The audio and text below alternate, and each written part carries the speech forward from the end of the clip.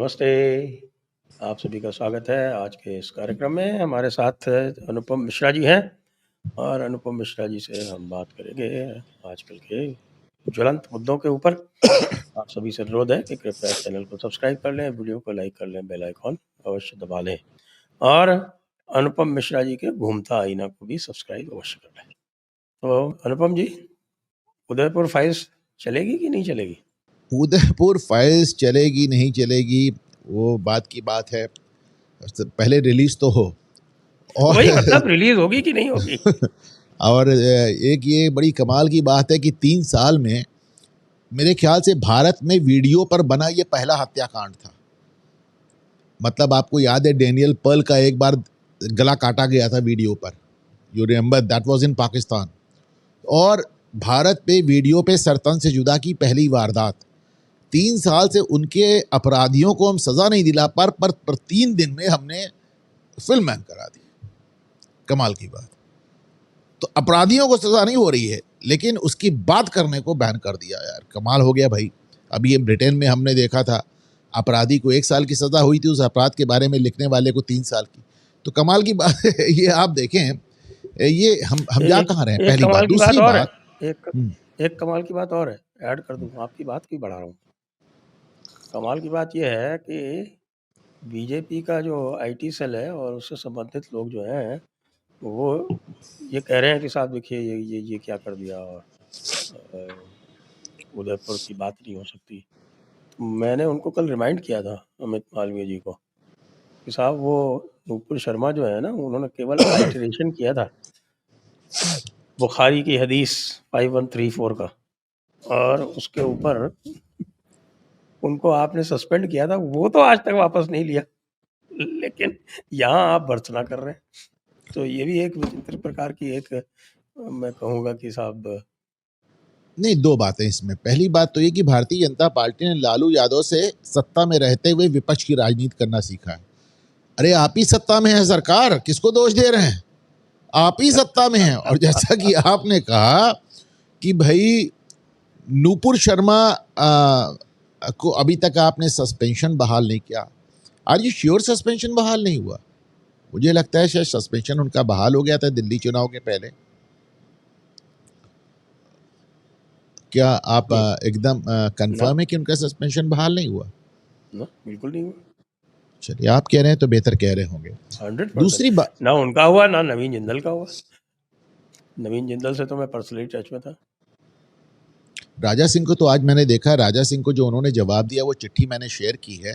जिस तरह उन्होंने उनका इस्तीफा एक्सेप्ट किया, मैंने लिखा कि प्राइवेट कंपनियों में लोगों को निकाले जाते समय भी इतनी रूड चिट्ठी, इतनी एरोगेंट चिट्ठी नहीं लिखते जिस तरह के उन्होंने राजा सिंह अच्छा, को। मैंने नहीं देखा, क्या लिखा है? उन्होंने कहा है कि आप जो बातें कह रहे हो इररेलेवेंट हैं, अप्रासंगिक हैं और उनका हमारी पार्टी में कोई स्थान नहीं है। आपका इस्तीफा अब तत्काल प्रभाव से स्वीकार किया जाता है। ऐसा जेपी नड्डा साहब ने कहलवाया है। जेपी नड्डा का बहानाम भी है। अच्छा, उन्होंने कहा आपका इस्तीफा हमारे माननीय राष्ट्रीय अध्यक्ष जेपी नड्डा साहब को दिखाया गया और अब वो इस नतीजे पर पहुंचे हैं कि आपकी बातें अप्रासंगिक हैं और आपकी बातों की हमारी पार्टी में कोई जगह नहीं है। आपका इस्तीफा तत्काल प्रभाव से स्वीकार किया जाता है। वैसे तो जेपी नड्डा जी के हिसाब से तो किसी की कोई जगह नहीं है भारतीय जनता पार्टी में। छोटी छोटी बातों पे खास तौर से यदि आप नरेंद्र मोदी का एक बड़ा अद्भुत कार्यकाल इसलिए भी याद किया जाएगा कि इनके टाइम में भाजपा अध्यक्ष और आरएसएस अध्यक्ष दोनों क्या कह रहे हैं और क्या कर रहे हैं, ये भी बड़ा कमाल समझ में नहीं आता है कि क्या कर रहे हैं। एक तरफ नड्डा साहब कुछ बोलते रहते हैं, दूसरी तरफ भागवत साहब आज देखे फिर कुछ बोल रहे हैं कल। तो ये अलग अलग बातें अलग। उधर एक गडकरी भागवत साहब ने क्या बोल दिया साहब? भागवत साहब ने कल बोला है कि जब 75 साल में आपको शाल उड़ा दिया जाए तो समझिए आपकी विदाई का मौका आ गया है और आपको दूसरे लोगों को मौका देना चाहिए। 75 साल में रिटायरमेंट ले लेना चाहिए। सितंबर में भागवत जी 75 साल के हो रहे हैं, सितंबर में मोदी जी 75 साल के हो रहे हैं। एक हफ्ते बड़े हैं भागवत जी मोदी जी से। जाहिर सी बात है वो बात अपनी कर रहे थे, मोरोपंत साहब का हवाला देके अपनी बात कर रहे थे, लेकिन विपक्ष तो विपक्ष है, उसने उसको मोदी से जोड़ दिया। लेकिन मोहन भागवत जी जिस पद पर बैठे हैं उनसे ये अपेक्षा करना कि वो जो कह रहे हैं उसके कितने मायने कहाँ कहाँ से कैसे कैसे निकलेंगे उन्हें ज्ञात होना चाहिए। तो शायद ये अपेक्षा ज़्यादा नहीं है। Coming back to Udaipur files का आप सारा प्रॉब्लम समझे। अरशद मदनी गए क्यों हैं? अरशद मदनी इसलिए थोड़ी ना गए हैं कोर्ट की वो कन्हैया लाल का सर तन से जुदा दिखा देंगे तो कोई बेइज्जती हो जाएगी उनकी या इस्लाम की। वो तो चाहते हैं उसको प्रमोट किया जाए, वो तो चाहते हैं सर तन से जुदा जितना दिखाया जाएगा लोगों में उतना खौफ आएगा। सर तन से जुदा के खिलाफ नहीं गए हैं वो इसलिए नहीं कोर्ट गए हैं कि कन्हैया लाल वाली जो फिल्म है, उदयपुर फाइल्स जो फिल्म है, वो कन्हैया लाल का सर काटते हुए दिखा देंगे। अरे दिखा रहे, सुभान अल्लाह, और दिखाइए। वो इसलिए कोर्ट गए हैं कि वहां पे कन्हैया लाल की मर्डर की वजह बताई जाएगी और कन्हैया लाल की मर्डर की वजह धीरे धीरे नूपुर शर्मा तक पहुंचेगी। तो और नूपुर शर्मा को फैक्ट चेकिंग आज तक आनंद रंगनाथन रोज पूछते हैं। मेरे ख्याल से ऐसा कोई 3 महीना नहीं जाता जब वो एक बार याद ना दिलाते हों उसको, फैक्ट चेकर को। तो उस फैक्ट चेकर को याद ना दिलाते हों जुबेर को कि भैया तुम नूपुर शर्मा की बात को फैक्ट चेक कब करोगे, तो उसका वो कोई रिस्पॉन्स नहीं देता है।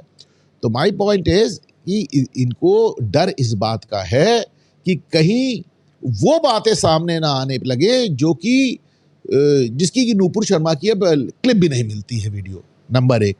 नंबर 2, जो दिल्ली हाई कोर्ट ने इस पे फैसला दिया है, इसको मैं कल से लगातार कह रहा हूं कि भाई आर्टिकल 226(2) में हाई कोर्ट को उसका अपना टेरिटोरियल यानी एक क्षेत्रीय ज्यूरिडिक्शन है, टेरिटोरियल ज्यूरिडिक्शन है। उनको इस बात का पूरा हक है कि एक बार लोकस एस्टैब्लिश हो जाए, एक बार जिसे कॉज ऑफ एक्शन एस्टैब्लिश हो जाए उनके टेरिटोरियल ज्यूरिडिक्शन में, तो दे कैन ऑर्डर। लेकिन दिल्ली हाई कोर्ट पूरे देश में फिल्म को बैन नहीं कर सकती। उसका कारण बता रहा हूं। मौलाना अरशद मदनी ने दो पिटीशन फाइल की, एक इलाहाबाद हाई कोर्ट में की, एक दिल्ली में। दिल्ली में उनको ऑर्डर मिल गया तो इलाहाबाद को उन्होंने आगे नहीं बढ़ाया। फर्ज कीजिए इलाहाबाद हाई कोर्ट ने कह दिया होता नहीं इसको तो दिखाओ, और दिल्ली कहती नहीं बैन करो, तो क्या होता? ये दिखाता है कि हर कोर्ट का अपना एक टेरिटोरियल ज्यूरिडिक्शन होता है, एक क्षेत्रीय प्रभाव होता है, उसके बाहर जाके आप ऑर्डर नहीं कर सकते। तो ये जो ऑर्डर हुआ है दिल्ली हाई कोर्ट का, मैं पूरी तरह से मुतमईन हूं कि ये सिर्फ दिल्ली के एरिया पे लागू होता है, इसके बाहर लागू नहीं होता।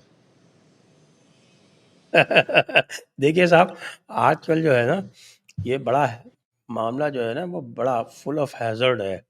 नहीं, आप आप जो खुद अच्छे, है आपको बड़ी अच्छी लीगल जानकारी है। आप पहले मुझे बताएं मैं सही कह रहा हूँ गलत कह रहा हूँ। आप देखिए, तो खुद ही बड़े अगर फैक्ट चेकर हैं। हम अगर फर्स्ट प्रिंसिपल्स पे जाएं तो ज्यूरिस्प्रूडेंस में जो लॉ की एट्रीब्यूट्स बताई गई हैं, उसमें से एक प्रमुख एट्रीब्यूट लॉ की यह है कि लॉ जो है वो प्रिडिक्टेबल होना चाहिए, सर्टेन होना चाहिए। अब आप ये बताएं कि आजकल जिस प्रकार से हमारे जो शीर्ष न्यायालय जो हैं, जो संवैधानिक न्यायालय हैं, जिस प्रकार के वो जजमेंट देते हैं, कोई प्रेडिक्टेबिलिटी दिखती है आपको?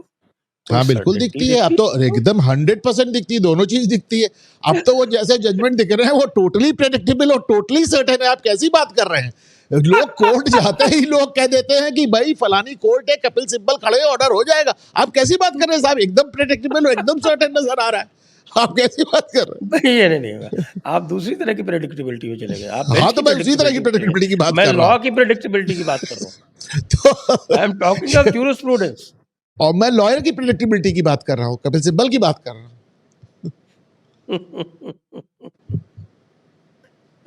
आपकी प्रेडिक्टेबिलिटी जो है ना, वो दूसरे लेवल पे चलेगी, वो दूसरे स्तर पर चलेगी। वो प्रेडिक्टेबिलिटी नहीं है, वो तो लॉयर की, बेंच की।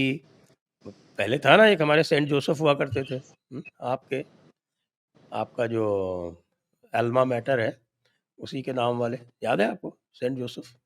अब अपना स्कूल कैसे भूल जाऊंगा भाई, कमाल की बात कर रहे हैं आप। तो वो जो और सुप्रीम कोर्ट में जो सुप्रीम कोर्ट में जो अपना स्कूल भूल भी जाऊं तो जस्टिस यशवंत वर्मा का स्कूल कैसे भूल जाऊंगा?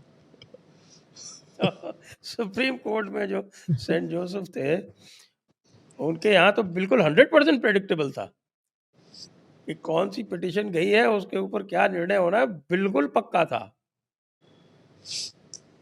लेकिन उसमें फिर लॉ का कोई लेना देना नहीं था। वो फिर वो बेंच की क्या इंक्लिनेशन है, केवल और केवल वही चीज़ थी और उसके अलावा कुछ भी नहीं था। तो ये this is a sad reality. And मैं आपको ये भी कहूँ कि ये this sad reality is not confined to India alone. आजकल आप इस तरह के फैसले जो है वो पूरी दुनिया में देख रहे हैं। और वो पूरी दुनिया में जब इस तरह के फैसले हो रहे हैं, तब ये बिल्कुल स्पष्ट होता जा रहा है कि the judiciary is no longer content to be the third pillar of the state. They are behaving as if they are the state. It's everywhere. European union को देख लीजिए. ब्रिटेन के ब्रेक्सिट का, यूरोपियन यूनियन से exit का एक प्रमुख कारण था ये, जो European court of human rights, European court of human rights के चलते दे वर flooding, they were absolutely flooding the Britain with all kinds of illegal immigrants. इसी तरह से यूएस में देख लीजिए. अब तो ट्रंप बाबू तो झगड़ा कर ही रहे हैं, रोज होता है वहाँ पर. वहाँ तो खैर बिल्कुल ही स्पष्ट है किसका अपॉइंटी है. ये बहुत इंपॉर्टेंट है जी. नहीं, एकदम सही है। और ट्रम्प साहब तो बड़े कठोर शब्दों का प्रयोग भी कर देते हैं माननीय न्यायमूर्तियों के लिए। ऐसा कहीं पे होते और देखा नहीं गया। जिस भाषा में ट्रम्प साहब जजेस को ललकारते हैं वो तो असंभव है बाकी किसी जगह। देखिए, मोटी सी बात अगर मैं भारत के संदर्भ में कहूँ तो कुछ इस प्रकार है। जब 2014 से जब से भारतीय जनता पार्टी सत्ता में आई है, तब से एक लिबरल्स द्वारा एक माहौल बनाया गया है कि जैसे साहब मुसलमानों का नरसंहार होने जा रहा है। उसके बाद जुडिशरी ने कहीं ना कहीं इसको अपने इस दायित्व को ओढ़ लिया कि हमें रक्षा करनी है, हमें रक्षा करनी है। और उनका जो ओपन टिल्ट था वो एक माइनॉरिटीज़ के पक्ष में झुका हुआ नज़र आने लगा, पहली बात। दूसरी बात, जो बात मैं हमेशा कहता हूँ और ये बड़ी फाइन बात है, इस पे मैं आपका भी कमेंट चाहूँगा। आज की तारीख में ख़ास तौर से जो राइट विंगर हैं, जो हिंदुत्व से जुड़े हुए लोग हैं, जो सनातनी हैं या जो भारतीय जनता पार्टी से जुड़े हुए लोग हैं, उनको लगातार लगता है कि सुप्रीम कोर्ट से उनको विपरीत आदेश मिल रहे हैं। कभी ये सोच कर देखें कि ये सारे मामले सुप्रीम कोर्ट से क्यों डिसाइड हो रहे हैं उनके खिलाफ। नंबर एक, ये सुप्रीम कोर्ट तक जा ही इसलिए रहे हैं क्योंकि इनको हाई कोर्ट से रिलीफ नहीं मिल रही है। आप सोचे ना, हाई कोर्ट में अभी नए जजेस का लॉट आ गया, तमाम जगह यंग जजेस आ गए। सुप्रीम कोर्ट में जो लोग बैठे हैं उनकी औसत आयु 64 साल है। सुप्रीम कोर्ट में जो लोग बैठे हैं उनकी औसत आयु 63.5 और 64 साल है। तो साहब वो सब नेहरूवियन इरा के और एक सेक्युलर रजीम के निकले हुए लोग हैं। उसी दौरान उनकी पढ़ाई लिखाई हुई है, आज से 60 साल पहले उनकी पढ़ाई लिखाई हुई है, उनका उसी हिसाब से माइंडसेट है, उसी रजीम में वो उन्होंने वकालत की है। 64 साल के व्यक्ति की पढ़ाई 60 साल पहले कैसे हो सकती है? अरे भाई, 4 साल में अच्छा स्कूल जाता है, 60 वहाँ से शुरू होती है और 50 साल पहले तक होती है। सुने मेरी बात, देखिए उसको निटपिकिंग मत कीजिए, मेरी बात सुने। तो आज से 50 साल पहले, 40 साल पहले जो शिक्षा होती थी, जो शिक्षा व्यवस्था थी, जिस तरह पढ़ाया जाता था, दिमाग में जो भरा जाता था, वो उनकी दिमाग में भरा हुआ है। और कहीं ना कहीं उनके दिमाग में ये भी आ गई कि दक्षिणपंथी सरकार आ गई है, हिंदू पंथ की सरकार आ गई है, मुसलमानों का नरसंहार हो सकता है। अभी हमारे ऊपर है कि हम उनकी रक्षा करें। और आप इसको मतलब सबसे ज़्यादा देखें तो आप वो चंद्रचूड़ साहब के उस फैसले में देखेंगे जिसमें उन्होंने जुबैर को उन मामलों में जमानत दी जो लॉन्च भी नहीं हुए थे। ये मतलब ये अभूतपूर्व है, न भूतो न भविष्यति। उन्होंने कहा मैं मोहम्मद जुबैर को उन मामलों में जमानत दे रहा हूं जो अभी तक वो मुकदमे लॉन्च भी नहीं हुए। अब आप सोचिए। और कहा चीफ जस्टिस ऑफ इंडिया अपनी कोर्ट से तब तक नहीं उठेगा जब तक जुबैर सीतापुर जेल से नहीं निकल आएगा। तो ये कमाल की बात है ना। तो कहीं ना कहीं दे टुक इट अपॉन देमसेल्व्स कि साहब हम ही रक्षक हैं, हम ही को रक्षा करना है, और इस तरह की बातें आने लगी। मतलब ये एक दिक्कत वाली बात है। धीरे धीरे अच्छा हाई कोर्ट्स भी ऑर्डर नहीं हो रहे हैं। हाई कोर्ट से मेरे सामने, मैं जहां बैठा हूं यहां से 1 किलोमीटर दूर इलाहाबाद हाई कोर्ट है। What is Allahabad high court? दुनिया का सबसे बड़ा हाई कोर्ट है, भारत का नहीं, दुनिया का सबसे बड़ा हाई कोर्ट है। Number of cases, number of population which it caters to, number of जजेस, बताइए दुनिया का सबसे बड़ा हाई कोर्ट है। और वहां पे लगातार ऐसे फैसले हो रहे हैं कि लोगों को सुप्रीम कोर्ट जाना पड़ रहा है। यहीं पर अतीक अहमद से जुड़े हुए लोगों का घरों को योगी ने बुलडोजर चला दिया। वो भाग के हाई कोर्ट पहुंचे, उनको रिलीफ नहीं मिली। सुप्रीम कोर्ट पहुंचे तो उनको रिलीफ भी मिल गई, उनका घर वापस बनवाने की इजाजत भी हो गई, 10-10 लाख मुआवजा मिल गया। लेकिन आप सोचे उनको यही स्थानीय हाई कोर्ट से नहीं बने, ये बताइए ना। तो बनी रहे, आप क्या बात है, तो पैसा दे दिया गया, खुद ही बनवाएंगे। सुनिए, लेकिन यहाँ स्थानीय हाई कोर्ट से उनको रिलीफ नहीं मिली। बड़ी बात यह कि हाई कोर्ट इनको रिलीफ नहीं दे रहे हैं। हाई कोर्ट रिलीफ, अभी दिल्ली में भी जो फैसला हुआ है, चीफ जस्टिस साहब एकदम is on the verge of retirement, वो भी जा रहे हैं। तो माय पॉइंट इज जुडिशरी भी बदलेगी, बदल रही है, बहुत कुछ बदलाव आएगा, आप देखेंगे, इसमें बहुत हैरान होने वाली बात नहीं है। लेकिन अभी तो मुझे लगता है कि फिल्म प्रोड्यूसर्स तक ये बात पहुंचनी चाहिए कि दिल्ली हाई कोर्ट का जो बैन है वो सिर्फ और सिर्फ दिल्ली तक सीमित है। It will be very interesting to watch कि वो 28 प्रदेशों में इसको फिल्म को रिलीज कर दें और मदनी साहब 28 हाई कोर्ट भागें दौड़ दौड़ के उसको बैन कराने के लिए। अरे साहब, तो वो सुप्रीम कोर्ट ले लेगा ना कि साहब इतने सारे उसमें लॉज हो गई। हाँ, ये अलग बात है कि जब हिंदू पक्ष का कोई मुकदमा जाता है तो उसको वो अलग-अलग हाई कोर्ट में भेज देते हैं। अरे तो सुप्रीम कोर्ट ने तो कल सफाई भी दी। कल कपिल सिब्बल ने कह दिया कि साहब आपने ओरली एक बात कह दी थी कि फिल्म रिलीज होने दो, लोगों ने उसको इशू बना लिया। सुप्रीम कोर्ट ने तुरंत सफाई दी, हमने रिलीज होने को नहीं कहा है, हमने सिर्फ अर्ली लिस्टिंग के लिए मना किया है। सुप्रीम कोर्ट ने तो कल इस पे सफाई भी दी बाकायदा। देखिए साहब, ये तो है, लेकिन छांगुर बाबा जो है वो कैसे पकड़ में आ गए? झांगुर बाबा जो पकड़ में आए ये भी बड़ा दिलचस्प है। आज मैंने एक वीडियो ट्वीट किया है, एक दलित महिला का है जिसने सबसे पहले झांगुर बाबा का मामला उठाया। उस दलित महिला का यौन शोषण हुआ, जबरदस्ती धर्म परिवर्तन हुआ और वही खुल के सामने आई इनके खिलाफ।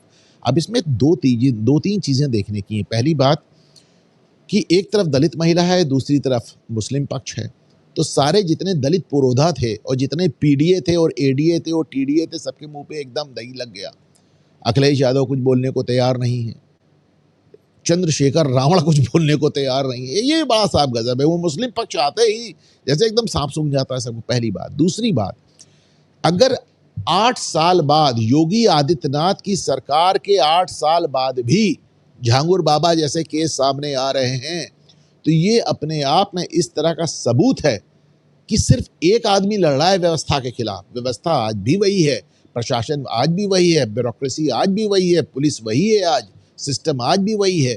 ये दिखाता है कि एक सिंगल आदमी का एक जिसे कहना चाहिए हल्ला बोल है व्यवस्था पर, और उसकी जानकारी में, और मैं बात योगी आदित्यनाथ की कर रहा हूं, उनकी जानकारी में जो जो चीजें आती हैं उन चीजों को निपटाते ही नहीं, अच्छे से निपटा देते हैं। उन्होंने तो उसको जल्लाद तक कहा, आपने सुना, जल्लाद कहा और कहा इसका मैं नजीर बनाऊंगा। और देखिए नजीर उन्होंने आज तक जिसकी जिसकी बनाई बना दी।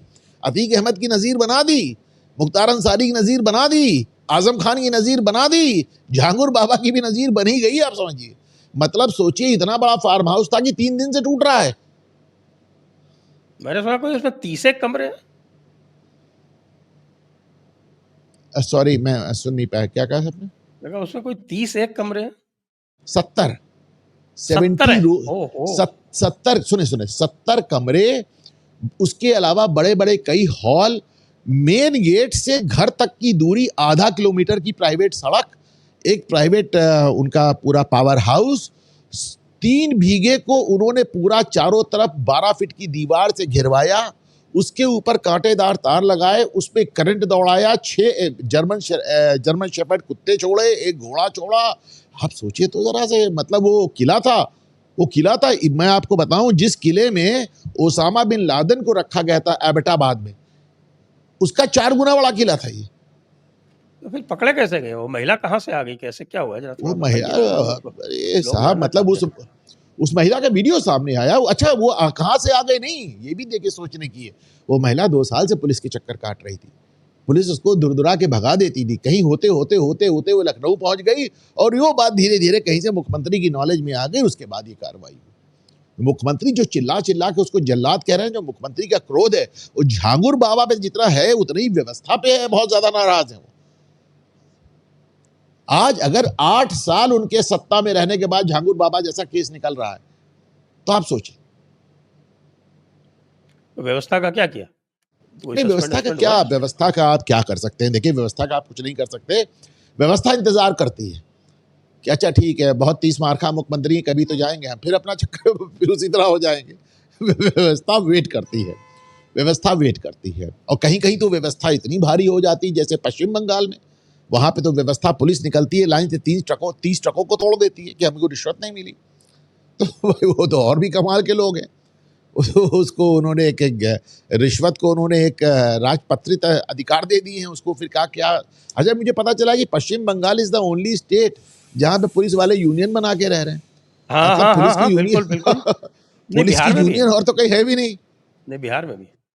बिहार में नहीं है मेरे ख्याल से पुलिस की यूनियन। हाँ, बिल्कुल, मैं बिहार की यूनियन का प्रत्यक्षदर्शी हूँ। मैंने वहाँ 2 बार सर्व किया है एज़ ऑब्जर्वर।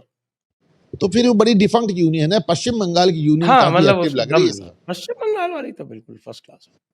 नहीं, एक और है, नहीं, केरला में भी है, कहाँ पे? केरला में। केरल में, ओके। यानी ये वामपंथियों का क्रिएशन है, केरल और वो बंगाल हो सकता है, फिर त्रिपुरा में भी हो। अच्छा, दूसरा कारण वहां पे पुलिस के असर्शन का एक और है, उनको इतने लंबे समय तक पार्टी वर्कर की तरह इस्तेमाल किया गया है। कितने वीडियो आए हैं जहां पे पुलिस वाले छतों पर खड़े होकर पत्थर चलाते नजर आ रहे हैं। तो उनको पार्टी वर्कर की तरह इतने लंबे समय तक प्रयोग किया गया तो कि उनको एकदम मदांध हो गए, दुस्साहसी हो गए।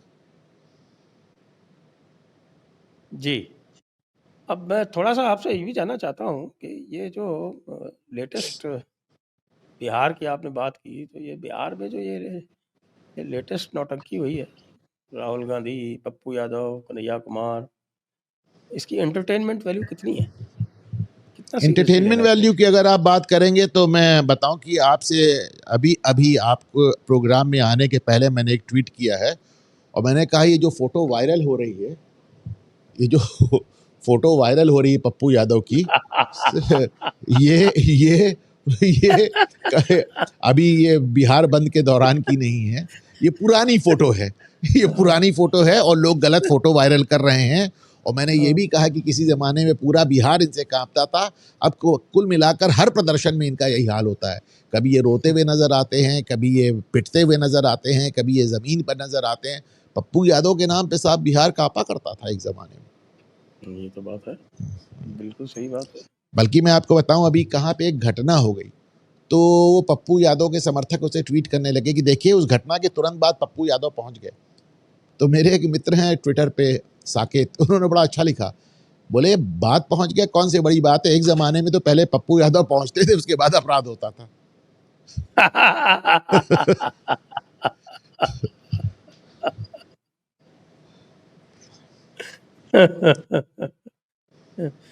नहीं, लेकिन फिर भी ये चलिए ये पप्पू यादव की बात तो हो गई, लेकिन ये राहुल गांधी ने ऐसा क्यों किया अपने सिपह सालारों के साथ? राहुल गांधी ने ऐसा कुछ नहीं किया, राहुल गांधी ने ऐसा कुछ नहीं किया। राहुल गांधी पूरी तरह से एकदम, जैसे कहना जी, कैसे बोलूं, मैं तो कितने दिन से, आज से नहीं कई साल से कह रहा हूं कि कांग्रेस हाई कमांड ना हाई बचा ना कमांड में बचा, वो दोनों तरह से एकदम फिजड़ी हो गया है। अब हालत ये है कि राहुल गांधी को चाहे अखिलेश यादव धक्का दे दें तो उसको भी हंसने लगते हैं, हा हा हा, चाहे उनको तेजस्वी यादव बेइज्जत कर दें, चाहे उनको ममता बनर्जी गालियां दे दें, चाहे उनको केजरीवाल गालियां दे दे, तो वो तो इतने बुरे हाल में है कि मोदी को कोई तरह हटा दे तो वो उस केजरीवाल के साथ खड़े हो जाते हैं, उस केजरीवाल की रिहाई के लिए माँ बेटे बहन सब खड़े हो जाते हैं। जो कह रहा था कि सोनिया गांधी को घसीट के थाने में लाके 3rd डिग्री दो, उसके साथ खड़े हो जाते हैं। तो कल भी जो वो बिहार बंद में भी जो हुआ यही हुआ। वो देखिए पप्पू यादव को तो मंच पर चढ़ने नहीं दिया गया, उनको सीढ़ियों से धक्का दे दिया। वो कन्हैया कुमार छोटे मोटे से हैं तो कहीं चूहे से जैसे निकल के ऊपर जाके खड़े हो गए। तेजस्वी की नजर पड़ गई, कह रहे ये कैसे आया, तो उसने सिक्योरिटी वालों से क्या इसको धक्का देके नीचे उतरवा दिया। और वो चिल्लाता रह गया, राहुल जी राहुल जी राहुल जी, राहुल जी ने मुंह फेर लिया क्योंकि अच्छा, एक वीडियो और आया है, जिसमें राहुल जी सीढ़ियों की तरफ जा रहे हो, पप्पू जी पीछे चिल्ला रहे राहुल जी राहुल जी राहुल जी, उधर देख नहीं रहे क्योंकि उन्हें मालूम है कि उनकी हैसियत नहीं कि उनको मंच पे ले जा सके। तो राहुल जी अपनी हैसियत समझते हैं, लेकिन राहुल जी की दिक्कत क्या है, राहुल जी चाहते हैं कि उत्तर प्रदेश में भाजपा से अखिलेश लड़ लें, बिहार में तेजस्वी लड़ लें, बंगाल में ममता लड़ लें, दिल्ली में केजरीवाल लड़ लें, पंजाब में केजरीवाल लड़ लें, साउथ में स्टालिन लड़ लें, केरल में वामपंथी लड़ लें, दिल्ली में वो प्रधानमंत्री हो जाए। ये कैसे होगा आप बताइए? ये तो क्यों नहीं होगा? ये तो भई ये तो जिसको बोलते हैं ना नेचुरल एंटाइटलमेंट, उनका तो नेचुरल एंटाइटलमेंट है। वो तो हमारे लेहड़ू जी के क्या बोलते हैं, नाती के बेटे हैं, पर नाती हैं। अच्छा, मैंने इसके बारे में भी ट्वीट किया है। मैंने कहा बड़ी दिक्कत, ये जो वंशवादी राजनीति है, इसके साथ सबसे बड़ी दिक्कत क्या है। हमने कहा देश में ऐसे ऐसे युवराज आ गए हैं कि उनके वजह से हम भारतीय जनता पार्टी की सरकार और भारतीय जनता पार्टी की विभिन्न प्रदेशों में सरकारों का असली मूल्यांकन नहीं कर पा रहे हैं। अरे भाई, मूल्यांकन तब हो जब ये युवराजों की राजनीति बंद हो। इनकी बातें सुनते तो लगता है भाई जैसा चल रहा है ठीक ही चल रहा है, कुछ कम कुछ ज्यादा जो चल रहा है ठीक चल रहा है। असली मूल्यांकन भाजपा का हो ही नहीं पा रहा है, ना केंद्र में ना राज्य में। क्योंकि उत्तर प्रदेश में अखिलेश यादव ऐसी बातें कहने लगते हैं, तेजस्वी ऐसी बातें कहने लगते हैं, बिहार में ममता कुछ कह, वो साउथ में तमिलनाडु में आपने देखा है स्टालिन के साहबजादे उठपटांग बकने लगते हैं, कर्नाटक में प्रियांक खड़गे सनातन को कोड़ बताने लगते हैं, और इस राहुल गांधी तो जो कह रहे हैं वो कह ही रहे हैं। तो ये जो शहजादे हैं, ये जो युवराज हैं, इनकी राजनीति के चलते भारतीय जनता पार्टी की प्रशासन का, उनकी सरकार का असली मूल्यांकन नहीं हो पा रहा है। अरे भाई, कुछ बराबरी की बात हो तो चले मूल्यांकन करें। इनकी बातें सुन के तो लगता है भैया जो कर रही भाजपा ठीक ही कर रही, चलो करते रहे।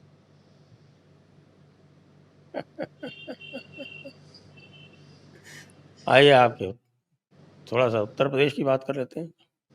तो उत्तर प्रदेश में बिजली को लेके बड़े साहब असंतोष है, क्या बात है ऐसा? बिजली लेकर असंतोष पूरे उत्तर प्रदेश में नहीं, नोएडा में खास तौर से इसका असंतोष बताया जा रहा है, पहली बात।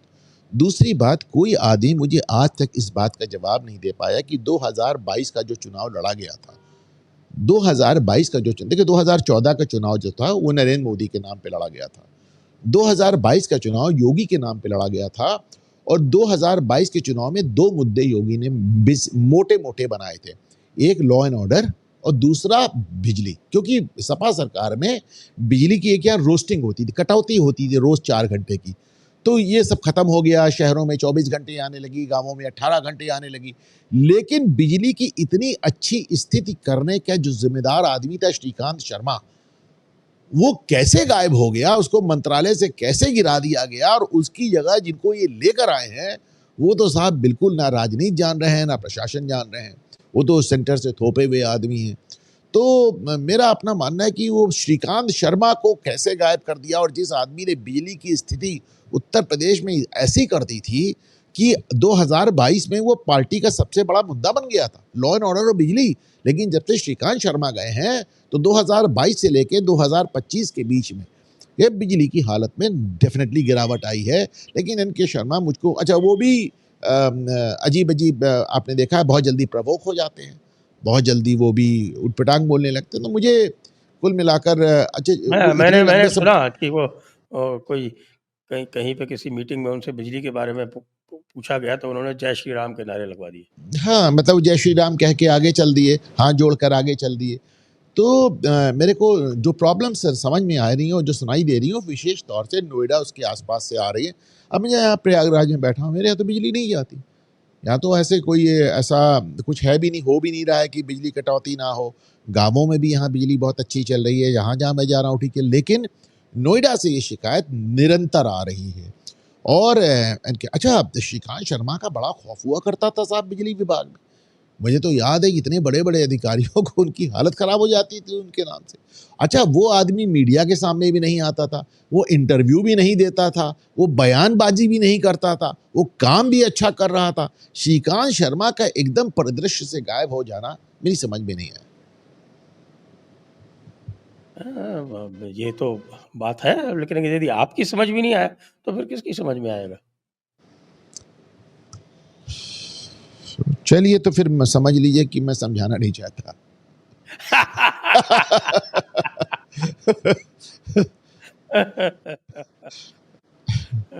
नहीं तो वो इतना तो जानते होंगे ना कि वो किसका शिकार बने, दिल्ली का कि लखनऊ का? अच्छा देखिए, श्रीकांत शर्मा का बैकग्राउंड आप समझ लीजिए, आरएसएस से आए थे, बीजेपी के सदस्य थे, लगातार अपनी सीट जीत रहे थे, अच्छा प्रशासन करके दिखाया। लेकिन बन गया मामला तो बन गया, अब क्या कहा जाए साहब। चलिए श्रीकांत शर्मा पे फिर बात करें। ऐसे ही आपके एक सिद्धार्थनाथ सिंह जी थे, वो भी खेत रहे। नहीं, सिद्धार्थनाथ सिंह का और श्रीकांत शर्मा का कोई आपस में मैच ही नहीं है, कोई मैच ही नहीं है। श्रीकांत शर्मा अपने दम पे अपनी सीट जीतते हैं, सिद्धार्थनाथ सिंह तो पॉलिटिकल ही नहीं थे, वो तो राजनीति में ही नहीं थे। उनको शास्त्री जी का नाती बता के इलाहाबाद पे थोप दिया गया, और भाजपा की वेव थी उसमें वो 2 बार जीत गए। और उनका तो मंत्रिमंडल का जो काम था ऐसा था कि उन्होंने ढेर सारी सीएमओ डिप्टी सीएमओ की लिस्ट जारी की। योगी आदित्यनाथ ने रात को उस पूरी लिस्ट को कैंसिल करा, इनका विभाग बदला और उसके बाद फाइनली इनका विभाग छीन के इनको पैदल कर दिया। क्या बात कर रहे हैं, इनके ऊपर तो बहुत आरोप है। इनके ऊपर तो उस जमाने के आरोप है जब ये राजनीति में भी नहीं आए थे। अच्छा। हाँ, दोनों में कोई मैच नहीं है, आप कैसी बात कर रहे हैं। और उनका तो श्रीकांत शर्मा का बहुत अच्छा, वो जबरदस्त उनका परफॉर्मेंस रहा है। अच्छा, ये तो लेकिन फिर ये बताइए कि इसी के साथ साथ केजरीवाल जी कह रहे हैं कि उनको नोबेल प्राइज मिलनी चाहिए, ट्रंप भी कह रहे हैं उनको नोबेल प्राइज मिलनी चाहिए। तो क्या ट्रंप और केजरीवाल को एक साथ एक ही वर्ष में नोबेल प्राइज दी जानी चाहिए, अलग अलग दी जानी चाहिए? अच्छा, उन्होंने और भी भारत रत्न की भी मांग की है, आपको बताया? सिसोदिया के लिए और जैन के लिए। तो सिसोदिया और जैन के लिए उन्होंने भारत रत्न मांगा है, अपने लिए नोबेल प्राइज मांगा है। एक ज़माना तो ये तीनों एक साथ तिहाड़ में बंद थे। लोग कहते हैं जेल में दोस्तियां बहुत अच्छी हो जाती हैं, तो उसके बाद वो निकल के आए तो उन्होंने कहा कि इन दोनों को भारत रत्न दे दो, मुझे नोबेल दे दो। तो और मतलब कमाल किया। और मुझे लगता है कि सिर्फ एक सीट, वो गोपाल इटालिया की जीत के बाद केजरीवाल ना सिर्फ बिल से बाहर निकले, बड़े मुखर हो गए। वैसे मैंने सुना है आजकल परमानेंट पंजाब में है, दिल्ली आए उनको जमाना हो गया। अच्छा, आते भी नहीं है, बिल्कुल छोड़ दिया। हाँ ठीक है भाई, वो अपना पंजाब में रहते हैं और पंजाब सरकार उनका अपना बढ़िया व्यवस्था करके रखती है। और अभी तो मैं आजकल देख रहा था इसको, भगवंत मान को उसका तो बड़ा एक गजब का वीडियो जारी हुआ है। उसने अफ्रीका के ढेर सारे देशों का नाम लिया, ऊट पटांग, जो ना मतलब जान के लिया, जो देश एग्जिस्ट भी नहीं करते, कि मोदी यहाँ चले गए, मोदी वहाँ चले गए, ऐसे चले गए, वैसे चले गए। और इन देशों की जनसंख्या 10,000 है, 10,000 लोग तो हमारे यहाँ जेसीबी चलता है उसको देखने के लिए खड़े हो जाते हैं। इस तरह की बातें वो कर रहा है, जब देखिए आप। और उस प्रेस कॉन्फ्रेंस में तो देख के लग रहा है कि भगवंत मान ने केजरीवाल के सामने खाई हुई कसम भी तोड़ दी। आप समझ रहे हैं ना? वो कसम कब नहीं तोड़ी थी? मैं ये जानना चाहता हूँ। वो बारिश में सुना है ये कस्में नहीं, वो कहते हैं कि वो बारिश में ये कस्में जल्दी टूट जाती हैं, लोग बताते हैं। तो वो भी उसी एकदम बड़े बहके बहके अंदाज में बात कर रहे थे। वो क्या शेर है, याद आई आधी रात को कल रात की तौबा, दिल पूछता है झूम के किस बात की तौबा। तो उनकी एकदम तौबा टूटी हुई नजर आ रही थी। समस्याएं गंभीर हैं साहब, ऐसे तो कैसे चलेगा काम? अब नड्डा जी गंभीर ने वाली क्या बात है साहब, मतलब आप इसको इस तरह भी देखें कि वो केजरीवाल मॉडल के सबसे, मतलब केजरीवाल का जो प्रशासन का जो मॉडल है, भगवंत मान उसके चलते फिरते प्रतीक हैं। केजरीवाल और उनका पूरा मंत्रिमंडल जिस अपराध में जेल गया, भगवंत मान उस शराब मॉडल के चलते फिरते प्रतीक हैं साहब। नहीं तो आप चलते फिरते प्रतीक तो हैं, लेकिन अब केजरीवाल सुना बिहार से चुनाव लड़ने जा रहे हैं सारी सीटों पर। बिहार से बहुत लोग चुनाव लड़ रहे हैं कि जब प्रशांत किशोर मुख्यमंत्री बनने का दावा कर रहे हैं, तो फिर केजरीवाल तो फिर भी काफ़ी दिन से राजनीति में है। और बिहार का चुनाव बहुत दिलचस्प होने जा रहा है। और ओवैसी का भी मामला वहाँ पे फंस गया है। ओवैसी जिन्होंने सीमांचल में पिछली बार 5 सीटें हासिल की थी, इस बार जो मुस्लिम वोट है धीरे धीरे करके एकदम पोलराइज होता जा रहा है। इसके लिए मैं बार बार धुबरी का एग्जाम्पल देता हूँ, जहाँ पर आपको याद होगा बदरुद्दीन अजमल लाखों वोट से जीतते थे और उनको मुसलमानों ने ही 10.5 लाख वोट से ये कह के हरा दिया कि साहब हमको कांग्रेस को वोट देना है, कि हमें भाजपा को हराना है। तो वो जो 5 सीटें इन्होंने सीमांचल में निकाली थी ओवैसी ने, इस बार वो भयभीत हैं कि इस बार उनकी 5 सीटें भी वहाँ से चली जाएंगी। तो चिट्ठी लिखवा रहे हैं, महागठबंधन में शामिल होने की बात कर रहे हैं, दुहाई दे रहे हैं, सब कर रहे हैं, मजाक बना रहे हैं। लेकिन लालू यादव को लगता है कि साहब मुस्लिम वोटों का मुझे ठेकेदार नहीं पैदा करना है उत्तर प्रदेश, इस बार बिहार में, तो वो उनको हाथ नहीं लगा रहे हैं। तो अब ओवैसी भी पूरी ताकत लगाएंगे, प्रशांत किशोर, ये देखना होगा कौन किसका कितना वोट काटता है। रही बात केजरीवाल की, तो केजरीवाल तो उत्तर प्रदेश में भी उनकी सारी सीटों पे जमानत जब्त, मतलब एक भी सीट पे ऐसी नहीं जिसपे जमानत बचा पाते हो। बिहार में कुछ ज्यादा बुरा हाल होगा और क्या, वो तो मतलब he is not a factor. और प्रशांत किशोर का क्या होगा? अभी प्रशांत किशोर इस समय तक बड़े अननोन फिनोमिना है साहब। देखिए एक बात तो तय है कि जहाँ पे एकदम स्ट्रेट कंटेस्ट हो रहा है, जहाँ इतना पोलराइज्ड माहौल है, वहाँ प्रशांत किशोर को कोई वोट तो नहीं देगा। अब प्रशांत किशोर तो सीधे सीधे एक वोट कटवा के अंदाज में आए हैं। अभी देखने वाली बात होगी कि प्रशांत वोट काटेंगे किसका। जहाँ तक मेरा अपना सवाल है कि प्रशांत जिस तरह की बातें करते हैं, उस तरह की बातों में आमतौर पर मध्यम वर्ग ही फंसता है, क्योंकि राष्ट्रीय जनता दल का जो वोट है, यादव और मुस्लिम खास तौर से, वो तो एक वोट नहीं कटने वाला, वो तो अपनी जगह बड़ा कट्टर बहुत पक्का है। तो प्रशांत किशोर अगर वोट काटेंगे भी कुछ सीटों पर, तो ले देकर आप मान के चलें कि वो मध्यम वर्ग का वोट होगा, भारतीय जनता पार्टी का वोट होगा। और रही बात मुस्लिम वोट्स की, और जिसके लिए प्रशांत किशोर सर पे वो सब उठाकर, टोकरी उठाकर जियारत कर रहे हैं, तो मुझे नहीं लगता कि उन्हें मुस्लिम वोटों का ज़्यादा समर्थन मिलेगा। ये तो बात आपकी सही है, लेकिन ये बल्कि अब मुझे ये ज़रूर लगता है कि इस चुनाव में चिराग पासवान की एक अच्छी भूमिका होगी। देखिए वैसे तो बिहार का जो चुनाव है, उसमें जब वहाँ की जनता है वो बिल्कुल पक्की है। अब इतनी पक्की है कि साहब कि जैसे ही इलेक्टोरल रोल का रिवीजन अनाउंस हुआ, तो सारे के सारे जो वो पक्के वोटों के ठेकेदार थे ना, वो सब परेशान हो गए कि यार हमारे जो पक्के हैं वो इधर के उधर कैसे हो जाए, मान लीजिए उनकी नाम कट जाए तो क्या हो। तो सीधे-सीधे पहुँच गए धड़ाधड़।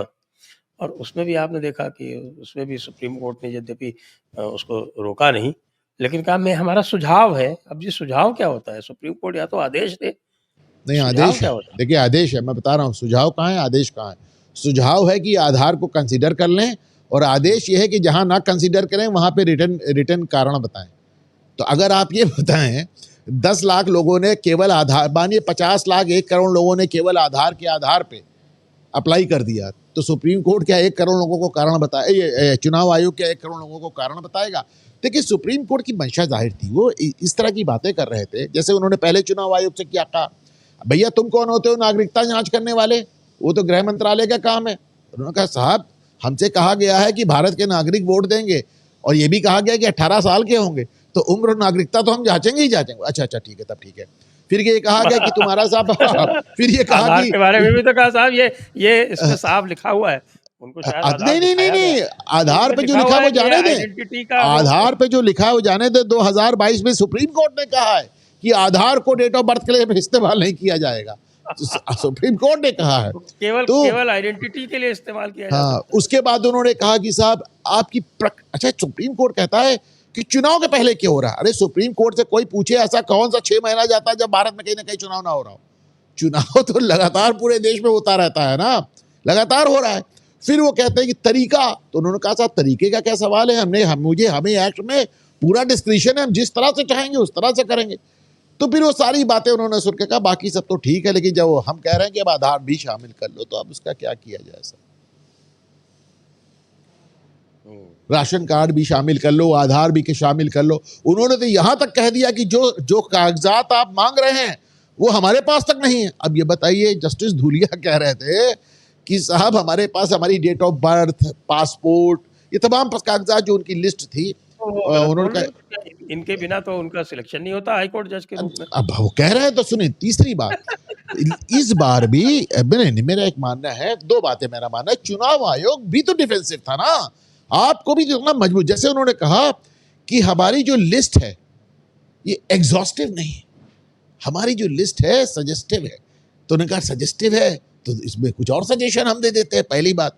दूसरी बात आप ये देखें, देखिए मेरा अपना मानना है कि भारतीय, एक जमाने में हरीश साल्वे ने कहा था 2014 में, उन्होंने कहा था विपक्ष न्यायपालिका का प्रयोग करेगा भारतीय जनता पार्टी को, सरकार को अस्थिर करने के लिए। वो बात आज भी कह रहे हैं, देखिए मेरी बात साबित हुई। दूसरी बात, मैं मानता हूं कि कोर्ट्स कानून के मामले में भारतीय जनता पार्टी पूरी तरह से असफल साबित हुई है।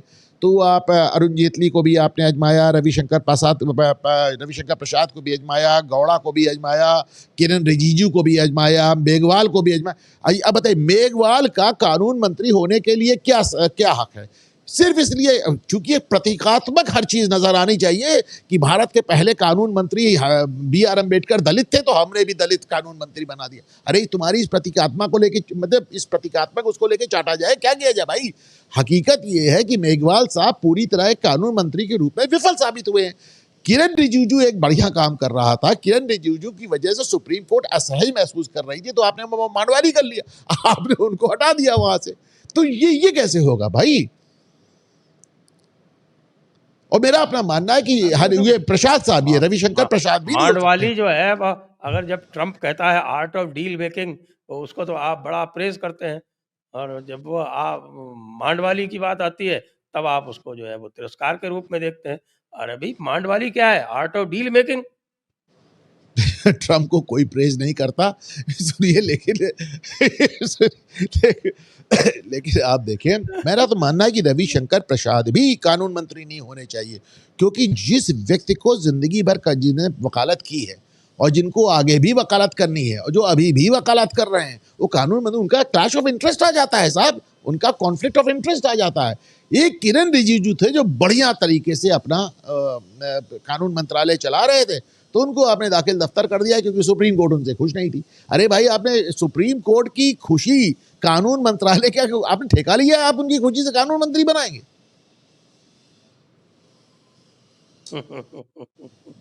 देखिए, एक बात आप समझे, मुझे लगता है कि भारतीय जनता पार्टी आप कानून मंत्री की बात कर रहे हैं, राज्यसभा के मेंबर बने हैं साहब लोग बाग। अच्छा, ठीक है, चंद्रचूड़ जी की कृपा से, और बल्कि मुझे जैसा पता चलता है आपके नजदीक ही रहते कहीं। नहीं, चलिए, ये बात इस पे आप ही कमेंट करें।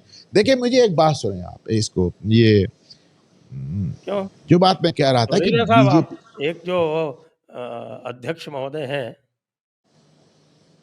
अध्यक्ष महोदय थे बल्कि सुप्रीम कोर्ट बार काउंसिल के, शायद वो प्रयागराज के ही हैं। नहीं, प्रयागराज के नहीं, आप मनन मिश्रा साहब की बात कर रहे हैं, तो वो प्रयागराज के सच नहीं है, और इलाहाबाद हाई कोर्ट में तो उन्होंने कभी प्रैक्टिस की नहीं। अब वो प्रयागराज नाम तो बहुत लोगों से अमिताभ बच्चन के नाम से जुड़ा रहता है, उसका क्या किया जाए। लेकिन वो तो फिर भी कुछ ना कुछ अपना उनका बयान देके सरकार का समर्थन देते रहते हैं। लेकिन मेरा मानना है कि भारतीय जनता पार्टी की सरकार साहब, उनको चंद्रचूड़ जी ने बनवाया। Then you have a better knowledge on that. मुझको बिल्कुल यकीन नहीं है, मुझे बिल्कुल इसकी जानकारी नहीं है। मैं दूसरी बात कह रहा हूँ, एक बिहार से दूसरे बनने वाले थे भारतीय जनता पार्टी के, बिल्कुल पक्का हो गया था, वो लास्ट मोमेंट पर कट गए, मनन मिश्रा जी आ गए। ओके, और बदले में क्या मिला? बदले में क्या मिला? ये बहुत सारी चीजें मिली। यही तो ये आपके पूरे के पूरे जो इकोसिस्टम है, वो यही तो हल्ला करता रहता है। इस डील में बदले में क्या मिला? चंद्रचूड़ के आदमी सांसद हो गए, तो बदले में क्या मिला? सरकार को क्या मिला, वो भी तो बताएं। सरकार को यशवंत वर्मा मिला। चलिए, ठीक है, लेकिन this government is acting from a place of weakness from day one.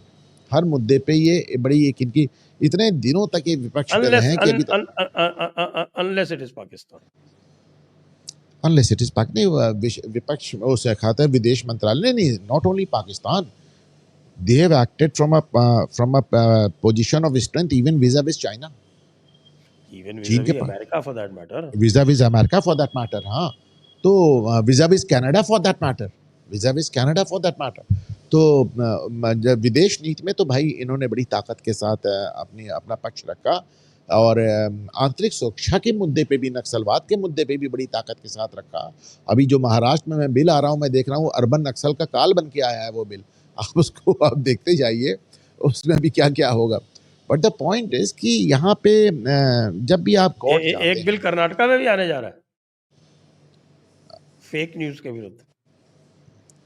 हाँ, वो एक्चुअली कर्नाटक में वो मतलब, लेकिन क्यों ला रहे हैं, वहां तो ऑलरेडी एक थाना डेडिकेटेड है इस काम के लिए। मतलब आपकी FIR भी उसी थाने में हुई है, हाँ, बिल्कुल तो हाई ग्राउंड। हाँ, तो इसके लिए उन्हें बिल की क्या ज़रूरत है? I just don't get it.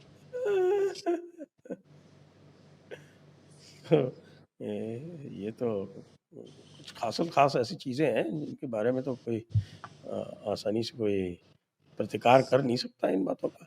हाँ, लेकिन ये बात अवश्य है कि साहब पता नहीं क्यों जब इंटरनल मैटर्स आते हैं, तो अजीब-अजीब। नहीं, नहीं, इंटरनल मैटर्स ही नहीं, आप देखें, ख़ास तौर से जब न्यायपालिका की बात आती है, मैं बहुत ईमानदारी से फ़ील करता हूँ क्योंकि मैं खुद ही न्यायिक क्षेत्र से एक लंबे समय तक जुड़ा रहा हूँ। मुझे लगता है कि ना कानून मंत्रालय के रूप में, विद ऑल ड्यू रिस्पेक्ट, मतलब मुझे कहना नहीं चाहिए, पर जो इनके सरकार के जो टॉप लॉ ऑफिसर्स हैं, उनसे भी मुझे उनकी भी परफॉर्मेंस से बहुत संतुष्टि नहीं। अरशद मदनी का बयान आ गया साहब, देखा आपने? फिल्म की स्क्रीनिंग पर स्टे और अदालत के अन्य आदेशों ने संविधान की सर्वोच्चता को मजबूत किया है। यह एक स्पष्ट संदेश भी देता है कि कला और अभिव्यक्ति की स्वतंत्रता के नाम पर कोई भी व्यक्ति संवैधानिक और नैतिक सीमाओं का उल्लंघन नहीं कर सकता है। ये इन्होंने नया कानून पारित कर दिया अरशद मदनी साहब ने। मुझे लगता है कि योगी जी से पाला नहीं पड़ा है उनका। वैसे एक बात कहेंगे योगी जी की, योगी जी जो कोई इशू ले लेते हैं ना, वो उसको जो है अल्टीमेटली सुप्रीम कोर्ट तक जो है पलट नहीं पाता है। वो जो तय कर लेते हैं वो करके ही मानते हैं। ऐसा कैसे हो नहीं, गया? उस मैं उसका भी जवाब दे रहा हूँ, लेकिन अरशद मदनी जो कह रहे हैं वो भी समझ लीजिए। वो कह रहे हैं कि कला और अभिव्यक्ति की स्वतंत्रता के नाम पर संविधान से छेड़छाड़ नहीं हो सकती। संविधान से छेड़छाड़ सिर्फ शरीयत के नाम पे हो सकती है। पूरी बात समझिए वो क्या कह रहे हैं। नंबर एक। दूसरी बात, जहाँ तक योगी आदित्यनाथ का सवाल है, देखें, चाहे केंद्र सरकार हो या राज्य सरकार हो, ये एक बार नहीं 1000 बार साबित हो चुका है कि ये कितना भी केशवानंद भारती कर लें, पर जब सरकार कुछ करने का मन बना लेती है तो कर ही लेती है। इट इज ऑल अबाउट कि आप मन तो बनाए। जिस समय सुप्रीम कोर्ट ने पहली बार योगी के बुलडोजर पे स्टे लगाया था, तो मैंने अपने गुप्ता आईना पे जो शो किया था, अभी तक देखे जाके उसका टाइटल पड़ा हुआ है। हमने कहा नहीं रुकेगा बुलडोजर, क्योंकि मैं जानता हूं योगी जिद्दी है। वो बुलडोजर नहीं रुकना मतलब नहीं रुकना। सरकार अगर कोई काम करना चाहेगी तो उसके इतने ढेर सारे लूपहोल्स निकल आएंगे, उसके इतने ढेर सारे बाईलॉज निकल आएंगे जिसकी कोई लिमिट नहीं। इन्होंने जब सुप्रीम कोर्ट ने तो इस पे भी रोक लगाई थी, जो ढाबे मालिकों का नाम पूछे जा रहे थे और जो नेम प्लेट लग रही थी, उस पर भी रोक। देखिए, हो रहा है डंके की चोट पे कि नहीं हो रहा है। तो भैया, योगी के अंदर, अच्छा ये बात सिर्फ योगी तक नहीं है। जब नरेंद्र मोदी को SC ST पे फैसला बदलना था सुप्रीम कोर्ट का, बदल दिया कि नहीं बदल दिया? बाकी काम के लिए सुप्रीम कोर्ट करेगा, तब बाकी काम अपने सुप्रीम कोर्ट से करा। लेकिन जब खुद SC ST का फैसला, इसको नरेंद्र मोदी का शाबानो मोमेंट माना गया था। तो सरकार जब किसी काम को करना चाहती है तो उसे कोई रोक नहीं सकता, बशर्ते वो करना चाहे। बशर्ते वो करना चाहे। और योगी के साथ बात सिर्फ इतनी है कि पूरे भारत में शायद ही एक ही 2-4 लोग ऐसे हैं जिनकी कथनी और करनी में सूत बराबर फर्क नहीं। अगर वो, मतलब क्या, अगर उन्होंने किसी को गिरफ्तार किया, उसके 4 डंडे लगाए, उसका घर गिराया, तो इसको दरिंदा भी कह दिया, जल्लाद भी कह दिया। अगर उन्होंने कहा माफिया को मिट्टी में मिलाएंगे, तो मिट्टी में ही मिला के दिखाया, शब्दशः पूरा किया। जी, तो चलिए आज की चर्चा को अब यहीं पर विराम देते हैं। सभी दर्शकों को बहुत-बहुत धन्यवाद। अनुपम जी को भी बहुत-बहुत धन्यवाद। जय हिंद, जय भारत, वंदे मातरम। वंदे मातरम।